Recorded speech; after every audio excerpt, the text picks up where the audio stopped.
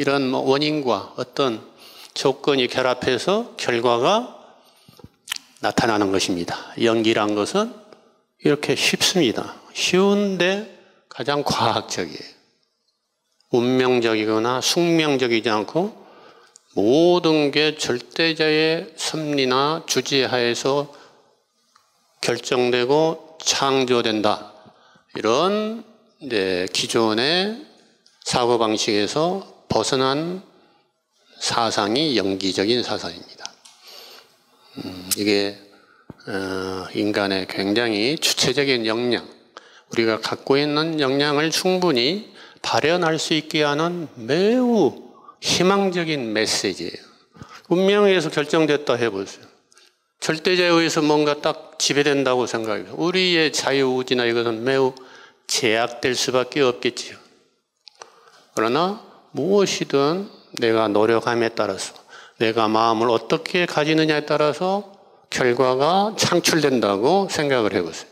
무한한 가능성, 무한한 희망이 내포된 이치가 부처님의 가르침이에요. 부처님의 가르침을 서양 사람들은 무상고무아, 이게 소위 초기 불교의 용어만 그 깊은 의미를 충분히 이해하지 못하고 겉의 의미만 받아들여가지고 쇼펜하우어나 니체 같은 사람들이 니힐리즘, 불교는 염세주의다. 굉장히 회의적인 시각, 부정적인 시각으로 불교를 이해를 했어요. 근데 그것은 부처님이 진단한 현재의 우리 삶의 모습이고 그것을 벗어나게 할 수 있는 희망의 치유의 메시지인 제2단계의 의미를 깊이 이해하지 못한 어리석음 때문에 그렇다는 얘기예요. 물론 쇼펜하우어나 니체가 저보다 훨씬 똑똑한 철학자들이겠죠. 철인들이겠지만 일단은 부처님의 진실한 뜻을 겉으로만 이해했다. 겉으로만 이해해서는 안 되겠죠. 연기라는 것은 그렇게 간단하지가 않아요. 어떤 원인에 의해서 어떤 결과가 일어난다. 이건 아주 단답형식의 인과론이 아니란 이야기예요. 부처님의 연기론은. 그리고 인과론이라는 말을 잘 안 써요. 그래서 연기론이라고 쓰는 거예요. 그 인과 연이 굉장히 수많은 인도 있고 수많은 연도 있고 그것들이 또 여러 가지 경우로 관계를 맺어서 결과를 창출해요. 똑같은 인과 연이 있지만 어떤 사람이는 이렇게 연결돼가지고 다른 결과를 초래하고 어떤 인과 연이 어떤 사람이는 이렇게 연결돼서 다른 결과를 초래하는 경우가 있다는 이야기죠. 그래서 굉장히 복잡하고 심오하다고 부처님이 말씀하셨어요. 안한존자가 부처님의 연기론을 처음에 듣고 간단하고 분명하고 명료하게 이해했습니다. 이렇게 말씀하시자 야단을 쳐요. 그렇게 자만하지 말라고. 그렇게 간단하지 않다. 우리의 인연의 그 실타래 같이 헝클어진 게 얼마나 복잡다단한지 한두 개의 사건만 가지고 현상을 파악하지 말라. 이런 뜻이에요. 수많은 것들이 경주되어 있고 얽혀져 있다. 자, 첫 시간에 명상이 잘 안 되는 것 중에서 수많은 잡념들이 하나의 큰 방해가 된다 이거. 또 수많은 졸음, 하품 나오고 금방 졸리잖아요. 그 다음에 또 오래 버티고 앉아있으면 통증, 결림, 수심 이러한 세 가지가 주로 이 명상에서 집중을 하려고 해도 방해하는 큰 요소들일 거예요. 우리 이제 선센터에서 일주일이나 한 달 이렇게 집중적으로 안거 수행을 해보신 분 있나요? 어때요? 그 세 가지가 항상 찾아오죠. 그 세 가지를 완벽하게 극복하지 못하면 집중, 선매 들기가 어려워요. 선매. 근데 언제쯤 그런 게 좀 사라지던가요? 통증이나 잡념이나 이런 게? 산매 좀 들어보셨나요?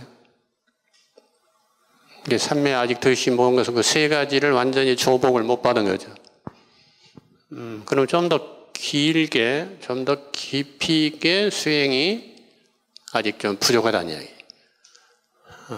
내 경우는 전에 지난 시간에 좀 이야기했던가요? 열흘간 철야 정진도 했다고? 안 했나요? 했죠. 철야 정진을 했는데, 그러니까 등도 기대지 않고, 지금 여러분들은 의자에 앉아서 멋지게 편하게 앉아서 지금 강의를 들으시지만 사실은 이제 명상 수업 보면은 탁차복에 앉아서 뒤에 기대는 것 없이 반드시 허리를 펴서 앉는 연습부터, 좌선부터 좀 하셔야 돼요.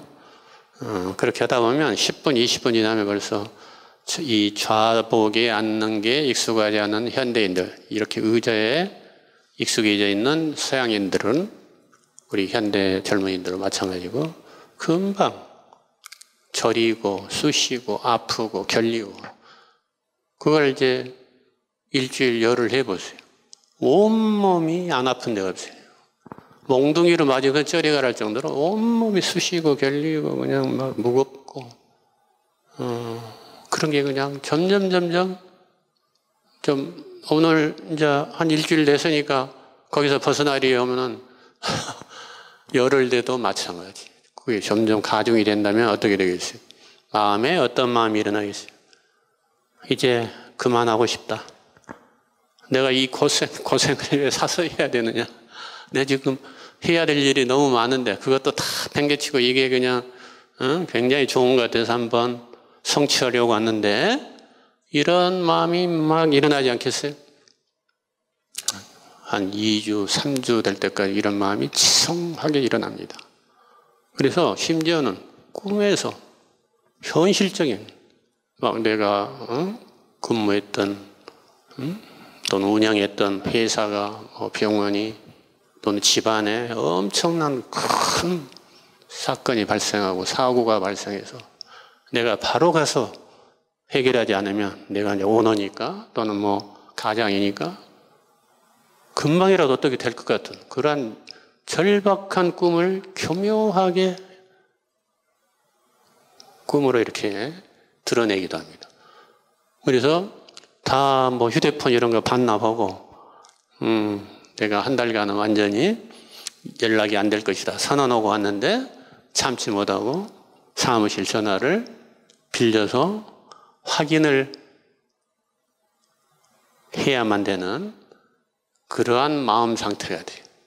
그런 것을 이기지 못하면 중도에서 탈락해요. 한 달 뭐 이런 기간을 채우지 못하고 한 2주차 때 한 20, 30% 떠나고 3주차 때 또 30, 40% 떠나고 남은 사람이 절반도 안 되는 뭐 그런 경우가 있습니다.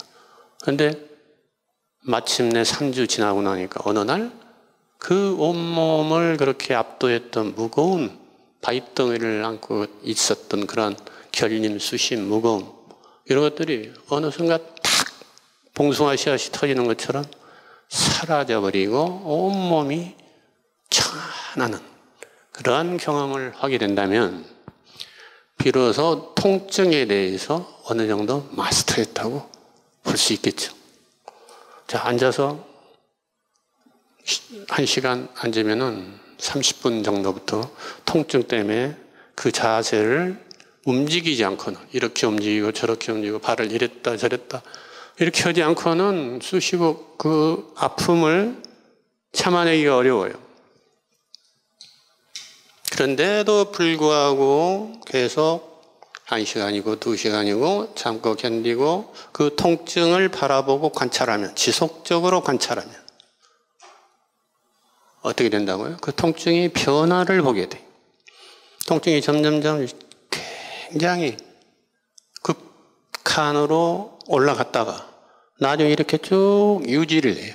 그래프를 그리면. 그러다 어느 순간 멍멍해지면서 툭 떨어져요.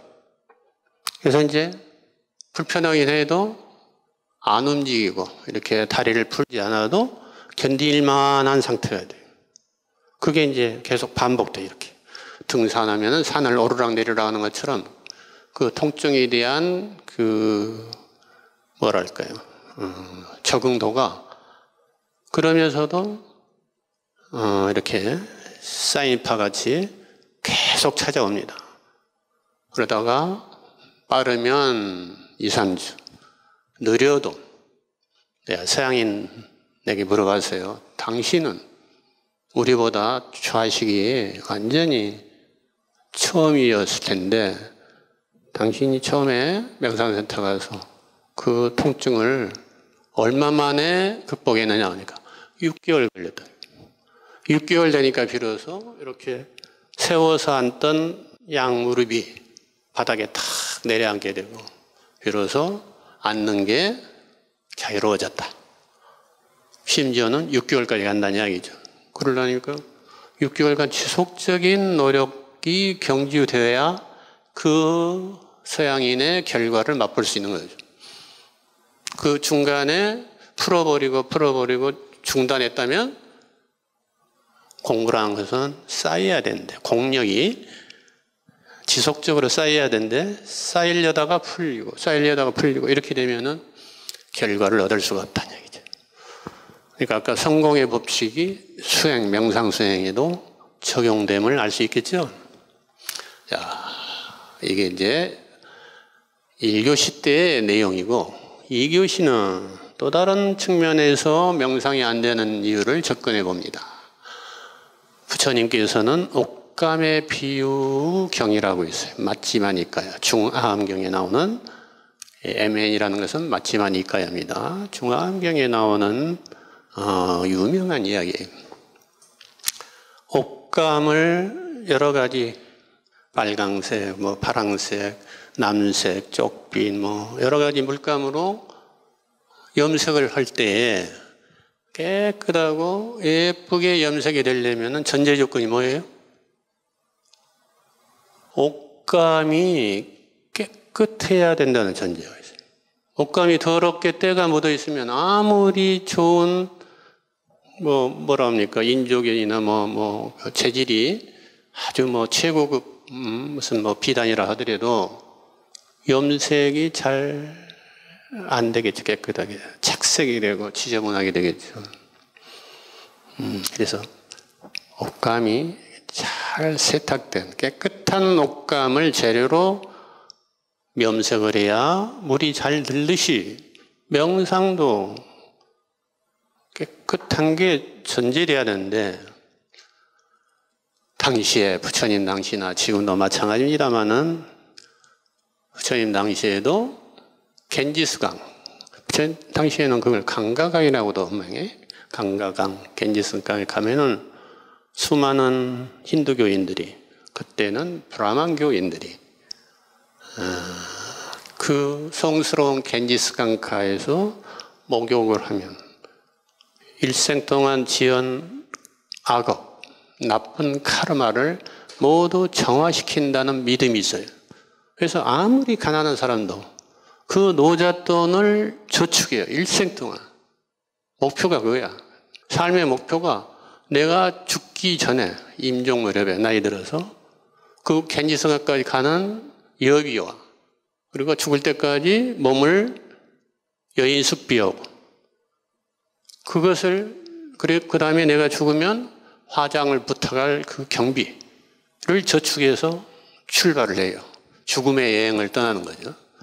거기 가서 매일 아침부터 목욕을 하고 기도를 하면서 자신의 업장을 소멸해 달라고 목욕을 합니다. 근데 부처님이 뭐라고 했게요? 그렇게 성스러운 강에 목욕을 하면 겐지스 강에 살고 있는 수중에 살고 있는 수많은 미물 중생들은 모두 악업이 정화가 되겠구나. 그런 어리석은 생각을 하지 말고 물 없는 목욕을 하라. 이런 표현을 했어요. 물 없는 목욕이 그래서 나옵니다. 물 없는 목욕 어떻게 합니까? 몸은 물로서 정화를 시키죠. 마음은 물로서 정화를 시킬 수 없다는 이야기예요. 그러니까 마음을 정화시켜라 이런 뜻이에요. 마음을 어떻게 정화시키냐 구체적으로. 그게 이제 계행이라고 그럽니다. 여러분이 계율, 계라고 알고 있는 계정의 사막, 계행. 계행의 본래 뜻이 무엇이냐? 행동을 계한다. 행동을 조심한다. 행동에는 뭐가 있어요? 행동에는 몇 가지가 있나요? 크게. 여러분 천수신경 외우시나요? 외우시죠? 아직 천수경 안 외우셔요? 불자는 대개 천수경 외우시는데 외우시죠? 그러면 처음에 정구업지는부터 해서 구업, 입으로 지은 업, 신구이 삼업이라고 있습니다. 삼업. 업, 여기에 나왔나요? 삼업. 업, 카르마. 카르마입니다. 카르마에는 세 가지가 있어요. 신체적으로 행동하는 거. 구, 입으로 하는 행동. 의, 정신으로, 마음으로 하는 행동. 좀 더 쉽게 설명하면 행동과 말과 생각, 이 행동들이죠. 크게 세 가지로 분류가 되죠. 신체적인 행동, 언어적인 행동, 정신적인 행동, 신구의 삼업, 이 세 가지 업이 청정해야 돼요. 그것을 구체적으로 하니까 10개가 되는 거고 또는 5개가 되는 겁니다. 대표적인 게 불살생. 모든 태어난 생명들은 다 살고자 태어났는데 죽여서 되겠느냐 이게. 함부로 무생명들을 해치지 말라. 죽이지 말라. 이게 제1이죠. 이건 신체적인 행동에 해당되겠죠. 그죠? 그 다음에 투도. 남의 물건을, 주지 않은 것을 취하려 들지 말라. 남이 자발적으로 주려고 하지 않는데 가지려 들면, 강압적으로 가지려 들면 그것은 강탈이요, 도둑이 되는 거죠. 남이 주지 않는 것을 가지려 들지 말라. 이게 불투도예요. 세 번째, 불망어. 나의 이익을 위해서, 나의 편익을 위해서 거짓말을 하지 말라. 얼마나 많이 그렇게 하고 있어요, 사람들이? 내 이익을 위해서는 온갖 거짓말을 다 지어내고 상대방을 불이익으로 빠뜨리게, 교묘하게 말을 만들어내고, 이간질하고, 두말을 하고, 이 사람한테는 이렇게 말하고, 저 사람한테는 저렇게 말하고, 두 가지 말을 하고, 교묘하게 꾸며서 말하고, 은폐해서 말하고, 사실이 아닌 것을 이야기하고, 이런 모든 것들이 망어에 해당해요. 불망어. 마지막으로 네 번째, 불사음.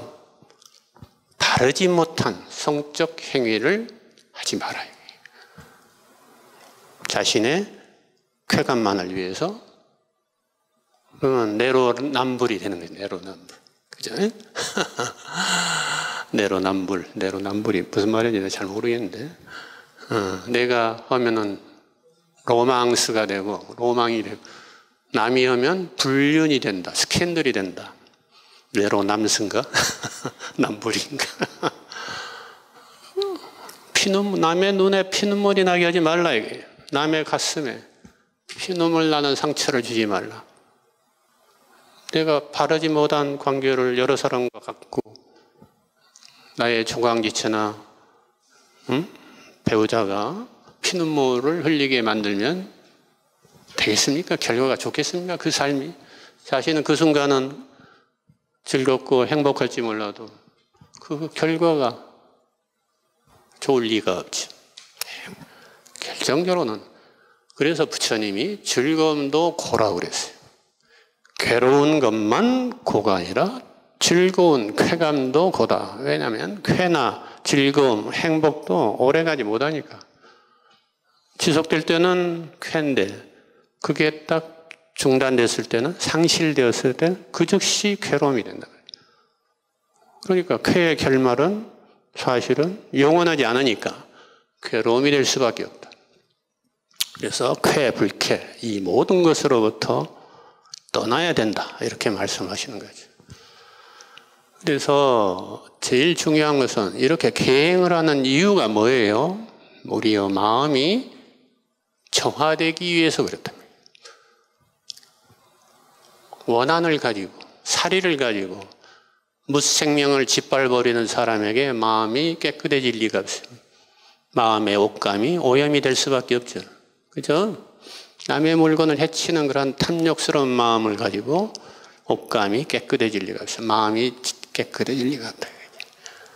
수많은 탐욕, 수많은 분노, 수많은 혐오, 수많은 증오를 가지고 옥감이, 마음의 옥감이, 옥결이 깨끗할 리가 없죠.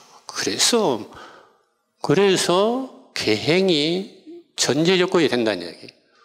계정해 사막. 좁은 의미에서 명상은 정에 해당됩니다. 정. 선정이 되려면, 집중이 잘 되려면 계가 올바르게 정립이 돼야 돼요. 그래서 선정이 잘 들어야 그 다음에 그 집중된 마음으로 지혜로 꿰뚫어서 문제를 해결하고 삶을 지혜롭게 살아갈 수 있게 되는 거예요. 그래서 계정의 사막은 사실은 세 발로 서 있는 솥과 같다. 솥에 다리가 세 개야만 안정되게 세울 수가 있죠. 세 다리에 어느 한 다리만 없어도 비부통하고 자빠진단 말이에요. 한 다리로는 일어설 수가 없죠. 이것도 연기적인 이치.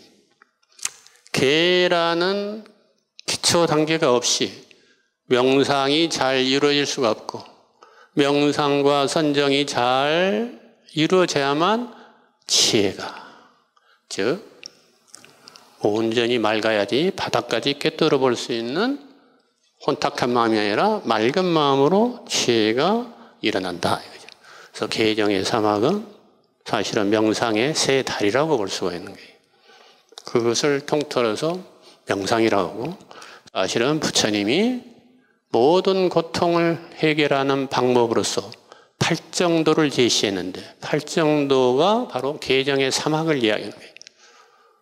첫 번째 정견, 정사유가 지혜요. 해학입니다.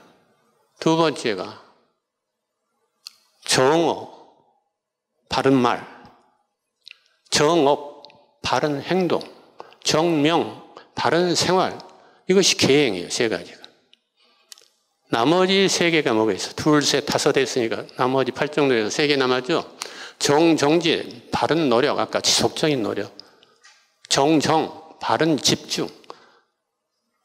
정념, 정념이 더 먼저군요. 정념은 여러분이 계속 앞 시간에 공부가 있는 마인드풀니스라고 서양에서 번역되는 마음 챙김이라고 번역을 하고 있지만 사실은 정념은 삼마 사티, 바른 관찰의 요새, 바른 관찰. 명상에서 두 날개라고 했을 때 관찰의 요새. 정, 마지막이 삼마디는 바른 집중. 자,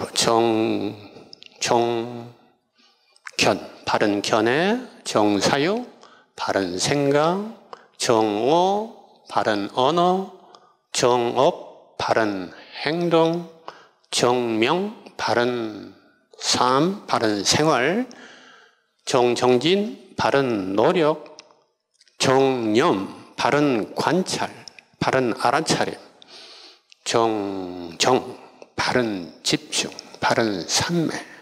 이 8가지를 세 가지로 묶어서 정견, 정사유를 해라고 지혜자 해를 붙이고 정오, 정업, 정명을 계율할 때 계자로 계학이라고 했고 정정진, 정념, 정명을 정학. 그래서 계정해 사막.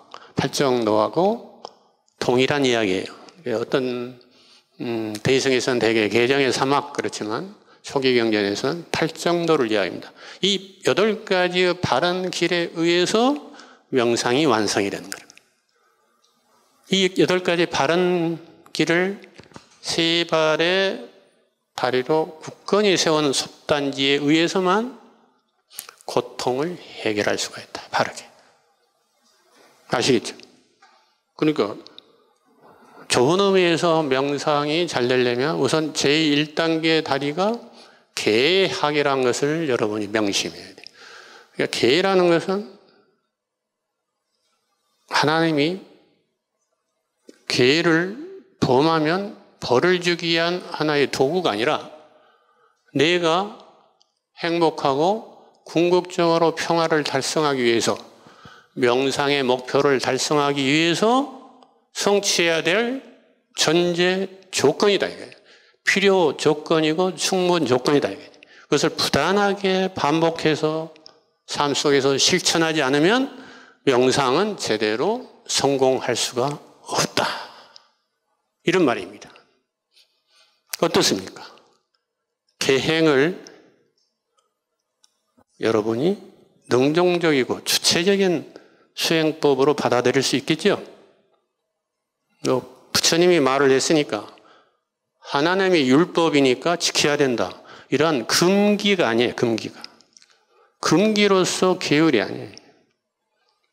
마치 사회에 법을 어기면 범법자가 돼가지고 범죄, 처벌을 받는다. 최소 벌금에서부터 나중에 구금이 되고 심지어는 무기징역까지 사회적으로부터 영원히 격리가 된다. 이러한 위험이 있기 때문에 계율을 지킨다. 이것도 있겠지만 내가 궁극적인 마음의 평화와 행복을 얻기 위해서 주체적으로 역량을 기울여야 될 하나의 과제다. 이렇게 생각하면 훨씬 계행을 수행하기가 쉽겠지요. 어때요? 그렇습니까, 보살님? 그래요? 어렵습니까? 계를 받으시겠습니까? 이렇게 이야기해요. 불교에 입문을 할 때 스님들이 이제 쭉 무슨 이제 수련회나 어떤 교리 강좌를 끝내고 부처님의 말씀에 공명하고 공감을 하면 수계를 하겠습니까? 계를 받들어 지키겠습니까? 이렇게 질문을 해요. 그러면 예 하고 대답하면 이제 연비를 하는 거죠. 연비를 하고 5개나 10개 또는 보살계를 그 계사에 따라서 달리 이제 설하고 그런 것들을 앞으로 잘 지키겠습니다. 이렇게 선언하는 게 이제 수계식이죠. 여러분 수계 받으신 분이 몇 분이나 되나요? 한 절반 정도. 수계의 의미가 그렇습니다. 능동적인 수행의 전제 조건이다. 이것을 오늘부로 확고하게 받아들이시면 여러분은 진정한 종교인이 되는 거예요. 기독교적인 십계를 받아들이건 불교적인 십계를 받아들이건 그 종교는 다 공통된 계가 있어요. 거의 방불해요. 그 목표는 원한 없고 적이 없는 청정한 마음을 얻기 위해서 계행을 지키는 것입니다. 아시겠죠? 그래서 5개 내지 10개를 오늘 뭐 설명하는 날은 아니고요. 앙구따라 니까야의 AN이라고 써진 것은 앙구따라 니까야의 마음은 본래 빛난다. 빛나는 것이다. 이런 표현이 있습니다. 마음은 본래 빛났건만 여러 가지 번뇌에 의해서 착색이 되고 혼탁해져서 지금 마음이 흐려져 있다. 마치 본래 하늘은 푸른 하늘로 청정하지만 먹구름이 가득 덮이면 어떻게 돼요? 푸른 하늘을 볼 수 없는 것과 같은 이치다. 이런 말씀을 하셨어요. 부처님이 앙구따라니까에서. 자, 이러한 마음은 본래 빛나는 그러한 상태인데 우리의 마음은 지금 어두워져 있어. 무명에 가려져 있다는 거예요. 그 무명을 밝은 명지로 전환시키는 작업이 무엇이라고요? 명상이다. 자, 지금부터 또 한번 연습을 해보셔야죠. 두 번째 시간 원래 실습 시간인데 지금 처음이라 설명이 지금 조금 좀 길어지고 있습니다. 자, 눈을 감고 바르게 허리를 고추 세우고 등에 기대지 않습니다. 두 발은 분명하게 땅바닥에 두 발바닥을 붙이는 게 좋습니다. 발이 짧으신 분은 어쩔 수 없지만 아니면 뭐 가부좌를 틀어도 상관없습니다만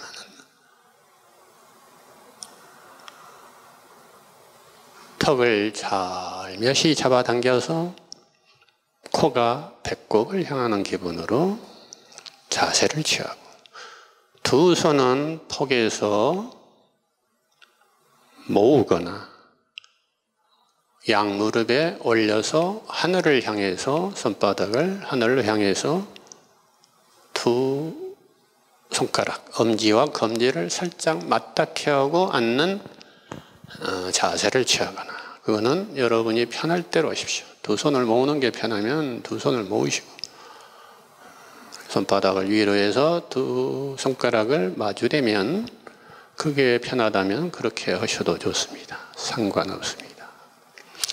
눈을 완전히 감지 않아도 좋습니다. 잠이 금방 졸음이 오는 분들은 눈을 반개, 눈을 살며시 내려서 그죠? 코끝을 스쳐서 흘려서 시선이 자연스럽게 자신의 앉아있는 키만큼의 정도의 앞에 시선을 떨어뜨립니다.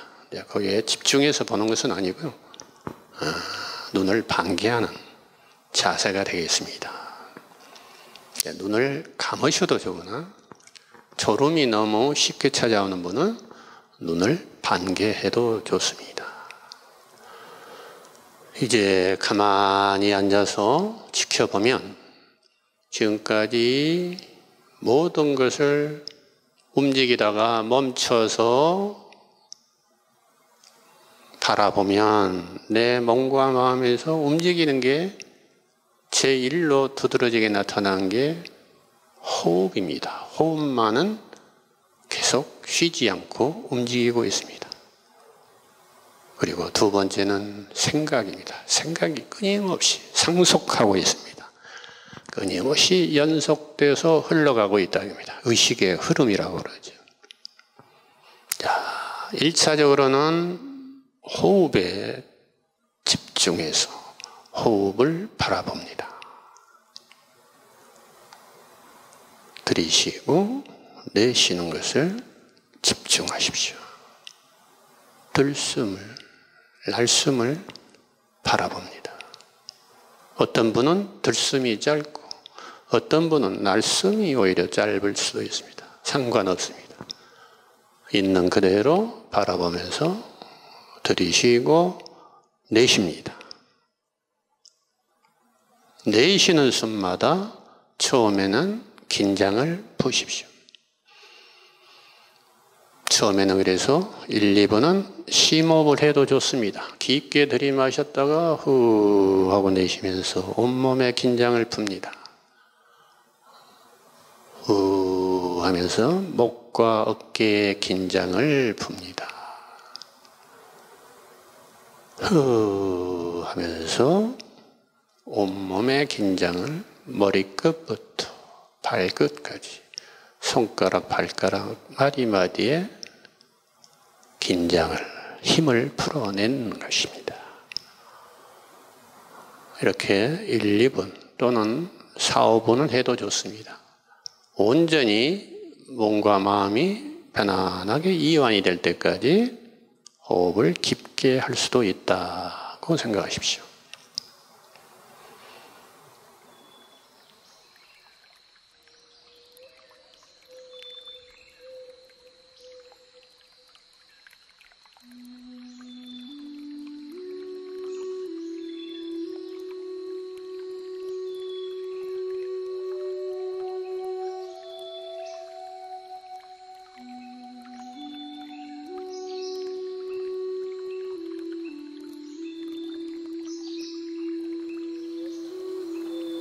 뇌의 긴장을 풀면 얼굴에 살며시 미소를 지을 수 있습니다.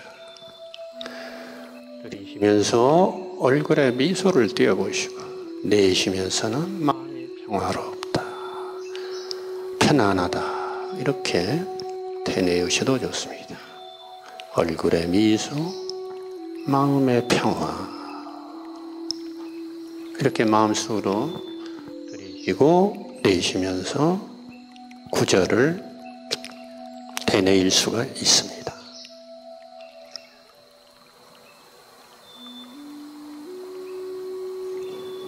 그래서 몸과 마음이 어느 정도 편안해지면 심호흡을 자연호흡으로 되돌리십시오.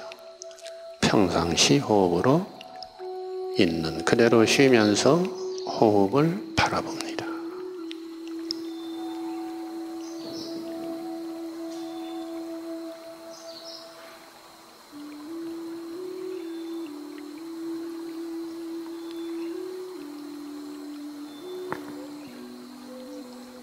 호흡을 조절하는 게 아닙니다. 현재 쉬어지는 대로 들숨과 날숨을 있는 그대로 바라보는 것입니다. 호흡을 바라보는데 판단, 평가를 하지 않습니다. 그저 있는 그대로 바라보고 느끼고 경험하십시오.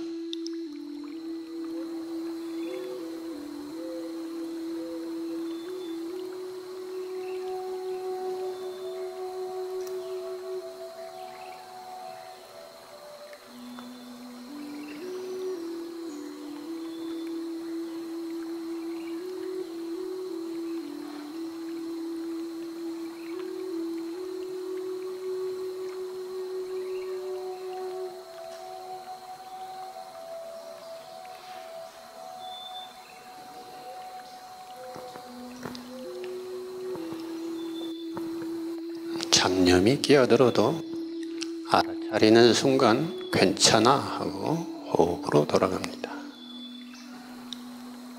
괜찮아 하고 이야기해 주세요.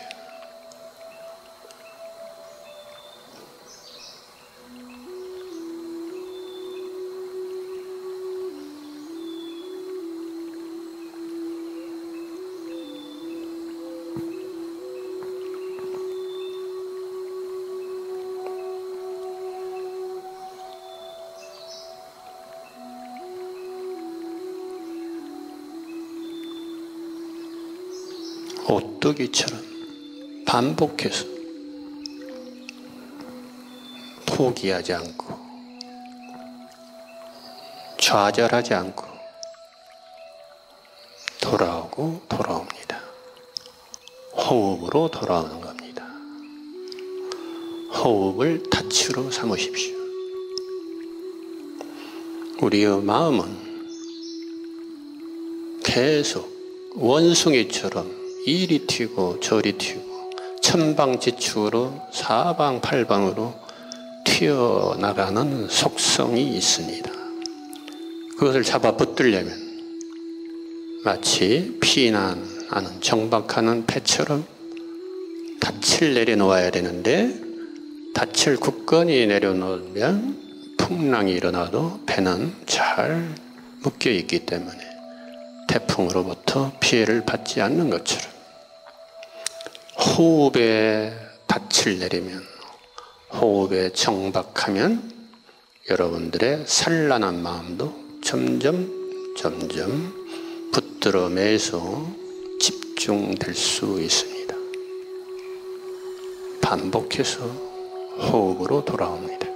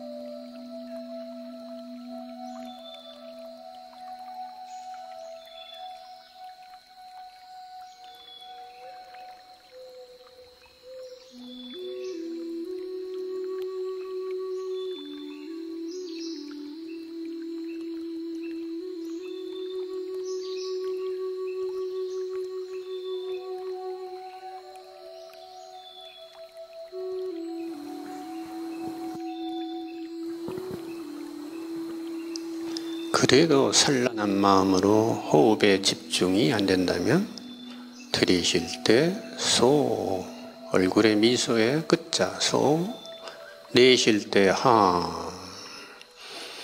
평화로운 마음 함, 소, 함. 이것을 들숨과 날숨에 매겨보십시오. 마음속으로 소, 함, 소, 함. 마음의 평화, 얼굴의 미소.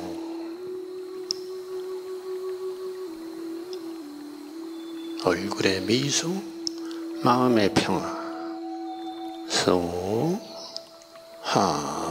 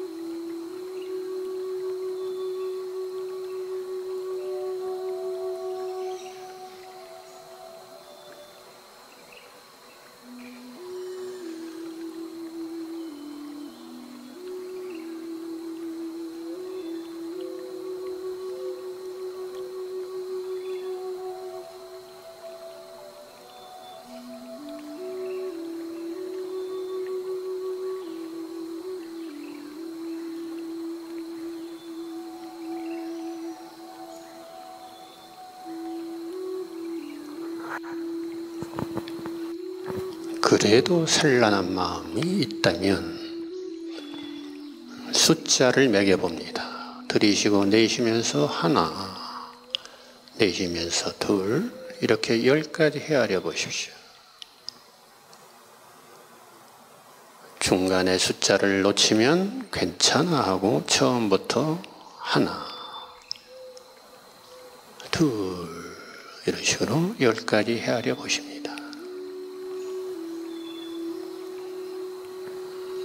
10가지 놓치지 않고 헤아리셨다면 거꾸로 내려갑니다. 9, 8에서 하나까지.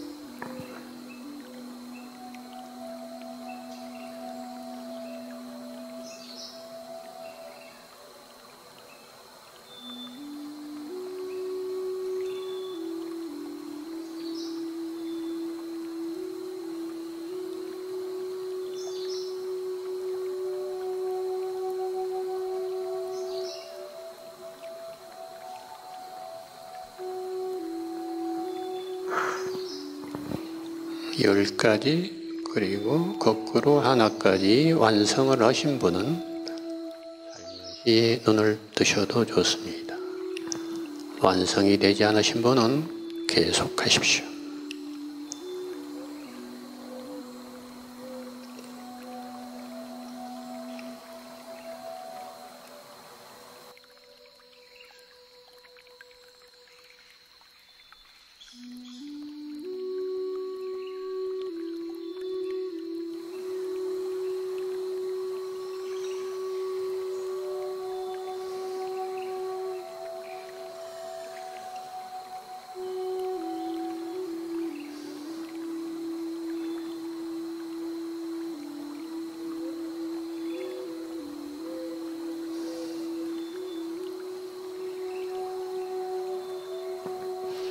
호흡에 집중이 잘 되면 졸음이 찾아옵니다. 졸음이라는 반갑지 않은 친구가 찾아오죠. 그럴 때는 두 손을 바짝 힘을 주고 눈을 뜨시는 게 좋습니다. 눈을 뜬 상태로 호흡을 바라봅니다.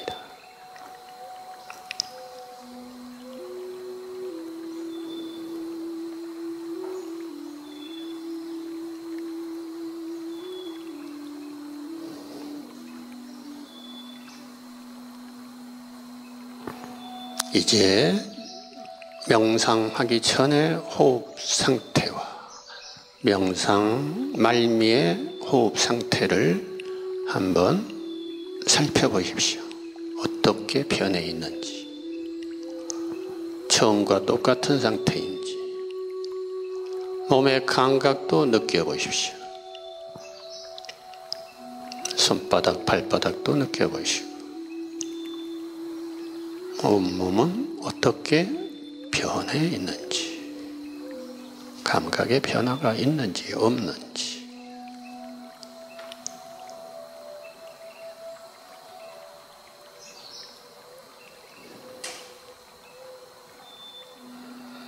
네, 모두 눈을 뜨시기 바랍니다. 모두 살며시 눈을 뜨십시오. 스네일처럼 모든 행동의 과정을 서서히 살며시 하시기 바랍니다. 눈꺼풀을 감을 때도 서서히 내리감고, 눈꺼풀을 뜰 때도 아주 무거운 눈꺼풀을 서서히 치켜뜨듯이 서서히 떠오시는 겁니다. 이 훈련을 반복하셔야 돼요. 눈을 번쩍 뜨는 게 아니라, 눈을 번쩍 감는 게 아니라, 뭐든지 살며시 천천히 느리게 부드럽게. 처음에는 되게 거친 호흡입니다. 왜냐? 우리의 생각이 많고 그렇기 때문에 일반적인 우리의 마음은 거친 호흡입니다. 그러나 명상을 통해서 점점 마음이 이완되고 평화롭게 가라앉으면, 고요해지면 비례해서 호흡도 가라앉아서 고요해지면서 미세해집니다. 아주 좋은 경험이죠. 대부분 많은 분들이 그런 경험들을 하십니다. 또 다른 분, 다르게 경험한 분도 있습니다. 사람마다 표현이 좀 다를 수가 있어요. 체험이. 명상의 시작과 끝에서 어떤 변화를 느꼈다. 손발이 따뜻해집니다. 극단적인 경우는 티베트 수행성들은 티베트 고원이 굉장히 춥잖아요. 근데 이제 가사 장삼 하나 두르고 수행하는데, 그래도 그것도 이제 어느 정도지, 때가 땀이 저리면은 빨래를 하지 않습니까? 그래서 널어 말리는데, 햇볕에 말리는 게 아니라 다시 둘러 입고, 누가 먼저 가사 장삼을 말리느냐 내기를 합니다. 그만큼 명상을 하면은 표피, 체온이 증가하게 되어 있어요. 손발만이 아니라. 따뜻해지는 것은 아주 명상이 잘 되었다는 증거입니다. 졸음이 오는 것도 사실은 잘 되는 증거예요. 잡념이 사라지고 집중이 딱 되니까 갑자기 명상 대상을 잃어가지고 졸음이 오는 거예요. 졸음이 온다고 타달 필요는 없어요. 그러나 깨어 있어야죠. 네. 근데 선생님 말씀이 이제 어느 정도 됐으면 심호흡하지 말고 자연스럽게 숨을 쉬라고 하시는데, 끝까지 그냥 심호흡만 하면 안 될까요? 끝까지 심호흡하면 좋지만, 왜냐하면 심호흡을 하면 몸과 마음이 이완되는데 아주 도움이 되죠. 계속 심호흡을 하면 어떤 결과가 일어날까요?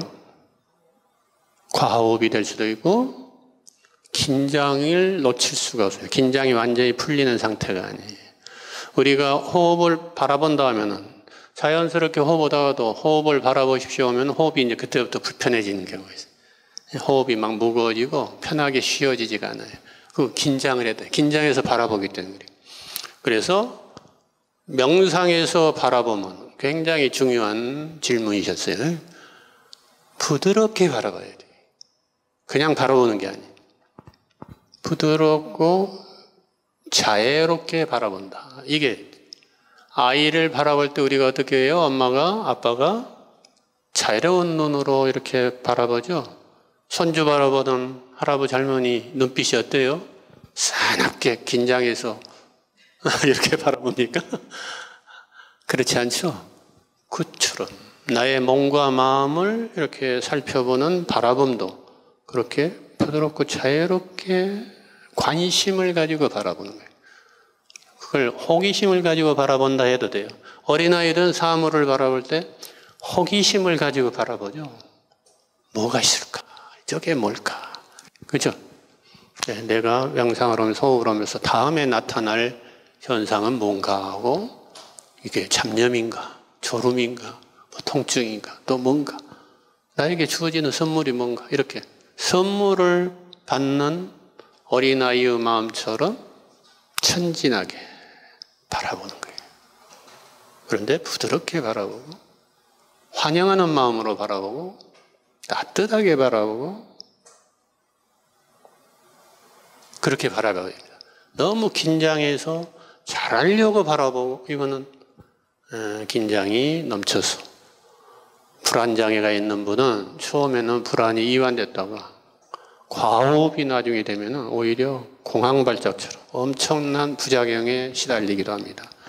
자, 여기서 마무리를 짓겠습니다. 두 번째 교시는 명상의 전제는 계행이다 라고 이야기했습니다.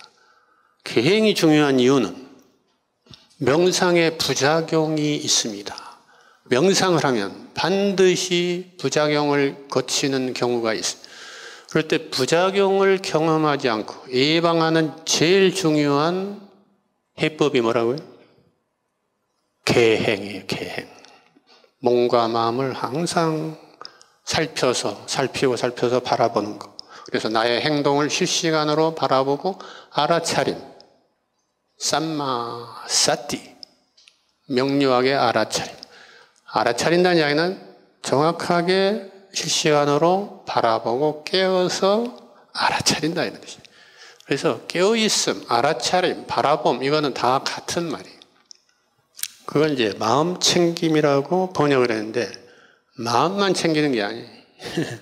호흡도 챙겨야 되고 신수신법을 다 챙겨야 되니까 마음 챙김은 좀 부분적인 번역 용어고 오히려 알아차리고 깨어서 바라본다. 이게 더 정확해요. 그래서 관찰의 요소라고 했어요. 실제로 대념처경, 삼마사티, 사티에 대한 구체적인 방법을 소술한 경전이 대념처경입니다. 사티파타나 수타, 마하사티파타나 수타. 상유타니까에도 있고 마치마니까에도 있고 디가니까에도 있어. 굉장히 중요하죠. 우리나라에는 안반수의경 이렇게도 번역을 했죠. 호흡관찰경 이렇게도 되어 있는데 사실은 이제 사념추관을 이야기하지만 거기에 중심 단어는 관찰이에요. 몸에 관해서 몸을 관찰한다. 호흡에 관해서 호흡을 관찰하고 느낌에 관해서 느낌을 관찰하고 마음에 관해서 마음을 관찰하고 법에 관해서 법을 관찰한다로 되어 있지 마음 챙김한다 이런 표현은 없어요. 그래서 내가 아까 팔정도에서 삼마사티를 바른 관찰로 번역한 이유입니다. 표현한 이유. 내가 하는 말은 모두 경전에 근거해서 한마디 한마디를 취사선택해서 신중하게 여러분에게 전해드리고 있습니다. 부처님의 원의가 원래의 뜻이 손상되지 않게 하기 위해서 되도록이면 니까야에 근거해서 여러분을 안내하고 있습니다. 자, 이제 마무리할 시간입니다. 마무리 어떻게 한다고요? 오늘 듣고 경험한 것을 적어보시고 정리를 해보는 거예요. 그리고 적는 게 왜 중요하냐? 적지 않으면 날아가 버려요. 내가 경험한 것을 말로 한번 이렇게 표현하는 것도 굉장히 정리하는 데 도움이 되는데 그걸 글로 적으면 더 명료해진다는 얘기예요. 그리고 통합이 되는 거예요. 이 과정을 거쳐야만 아까 성공의 룰에 일조를 하게 되어 있어요. 다른 노력의 한 방편이 될 수가 있어요. 적는 것이. 명상 일지를 적어보는 거. 그래서 나만의 명상록을 나중에 만들어야 훌륭한 수행 녹이 될 수가 있습니다. 꼭 적는 것을 소홀히 하지 마시기 바랍니다. 저는 오늘 마이크는 이 정도로 해서 마치고 여러분들 정리한 후에 자유롭게 돌아가시고 다음 주에 뵙겠습니다.